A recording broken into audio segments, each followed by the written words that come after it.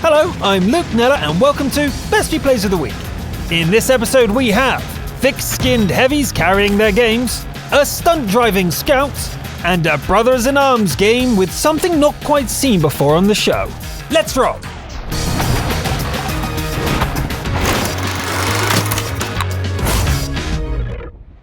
The KV-4 Battle Barge seems to have been popular with our players lately. This week's example comes from the EU region where Mega Goo tests its armor on Malinavka. The battle begins and Mega rolls out. A rival KV-4 is spotted, and it soon becomes apparent that a small bush isn't enough to conceal this behemoth.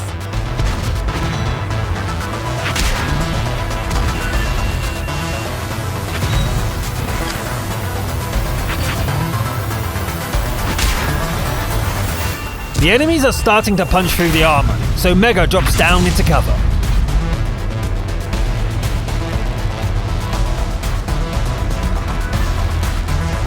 The rival KV-4's death inspires a platoon mate into charging forward. Mega goes back to pretending to be a hedge and concentrates on trading shots.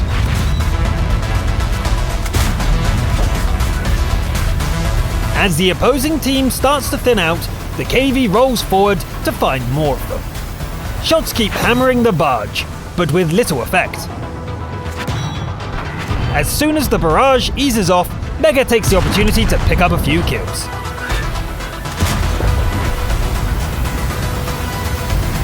Finally, a bush big enough to hide behind. Mega snipes at a panther and tries to finish it off as it runs. An unseen AMX CDC returns fire and takes the KV down to one-shot territory. Angling the hole saves the tank from destruction, but Mega is clearly getting nervous. The Lurva is spotted, and after a few tries, gunned down with APCR rounds. The Reds are down to a single IS-2, which Mega picks off as soon as it's spotted. It's done. Talk about a well-earned Spartan, plus 12,320 points of damage blocked by armor, and a very solid contribution to winning the match. Well played, Mega Goo! Now we move over to the North American servers with RJ scouting in a T-49. This Tier 9 standard battle is fought over Prokhorovka. RJ charges straight for the middle of the map and lets a rival scout have a taste of the 152mm howitzer. RJ makes good use of the T-49's mobility, showing off some wild handbrake turns. The derp gun seems useless until a solid hit reminds everybody of its raw power. The opposing team are 3 tanks ahead, and a hit from the AMX-30 drives our scout into retreat. RJ recovers quickly, however, and pays back the damage with interest.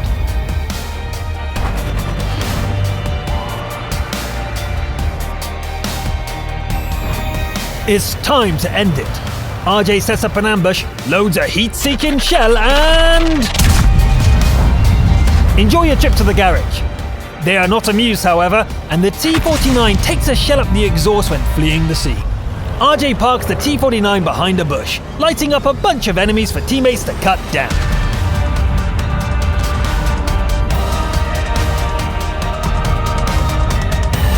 When they are down to the last 2, it's time for Operation Cleanup. The Waffenträger gets a drive-by beatdown at nearly 60 km an hour, and the Backchat RT dies as soon as the reload is done. A good mix of spotting and combat scouting there, with some great driving. Nice work, RJ!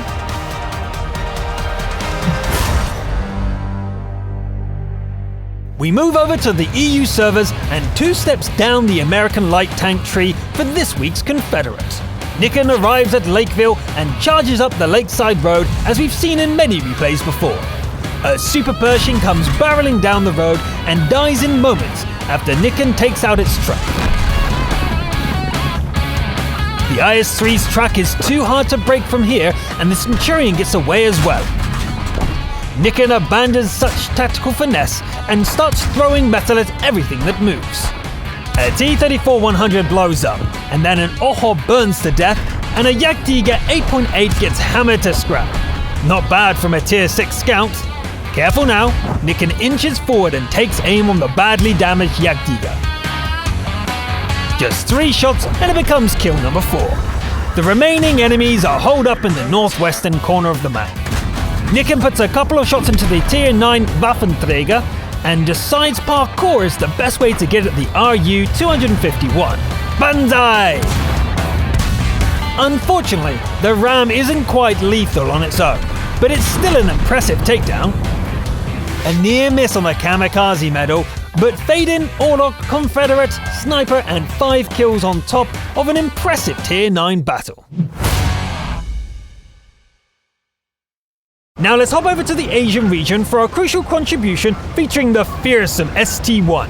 The commander of this Tier 9 Soviet heavy is Schmembert, and the battle takes place on Winterberg.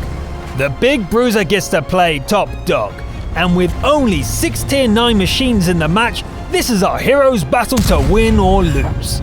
The ST-1 claims a position and opens up on the enemies. The 122mm cannon dishes out plenty of hurt before the enemies manage to return so much as a single hit. A T-34 becomes the first kill, followed soon by an overeager IS. It looks like the team has melted away, however, and the ST-1 is running the risk of getting surrounded. Ouch! That really hurts! That's it! The ST-1 may be outnumbered, but it's a lion surrounded by hyenas. Bring it on! 2 more opponents charge in, but Schmembert and the remaining ally tear them to pieces. A KV-4 rolls in from the front while 2 others give it fire support from the rear.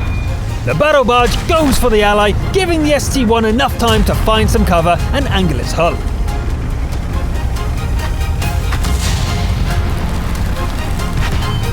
There's no room for a mistake, and none are made as our hero dismantles the lower tier heavy. That's 4 down, 3 more to go. The Ferdinand gives chase, but it's not fast enough. The ST-1 chooses a battleground, picks up the Tiger 2 and proceeds to dominate the 30 with sheer engine power. Schmembert is about to go looking for the arty when it charges in from the rear, shotgun held ready. The ST-1 turns, rotates the turret and beats the enemy to the punch. Whew! A great match with an exciting ending. I have no idea how to pronounce your call sign though.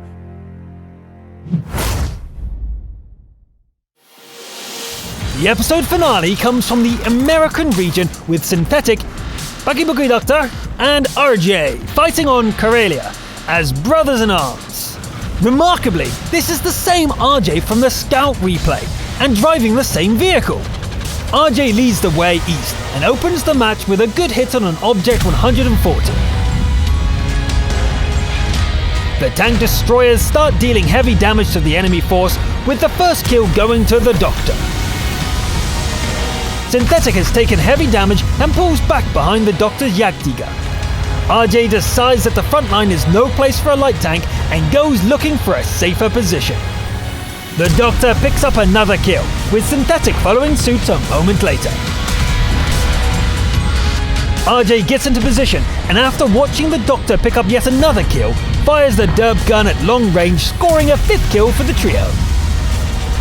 2 enemy medium tanks attempt a sneak attack from the rear, but RJ is in position to spot them. The Doctor's Jagdtiger takes a couple of hits, but the enemies are utterly demolished. A T-54 attempts to take out Synthetic and very nearly succeeds.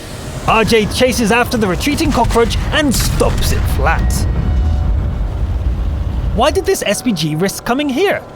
Synthetic really doesn't care, as that makes it 3 kills each. The platoon spreads out to look for the remaining enemies. Hunter's luck favors the Doctor, who finds 2 of them going for the capture circle. As the hunting tiger is getting ready to pounce, an artillery strike blows up the T-30. Thanks, Batchat. The KV-4 rolls out to do battle, but the Doctor just shoots out its track and Synthetic finishes the job with a long-range shot. Meanwhile, RJ has been hunting down an AMX 1390. Its luck runs out at the enemy base and the end is swift. Maybe it's RJ's handbrake turn that makes the shot miss, maybe not. Either way, the T-95 has revealed itself. 2 shells hammer the big TD close to death, and Synthetic drives in for the final nail before RJ can get close enough to fire.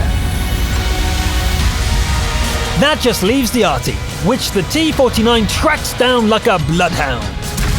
RJ's first shell doesn't quite get the job done, but the Allied SPG is once again happy to help. Good game.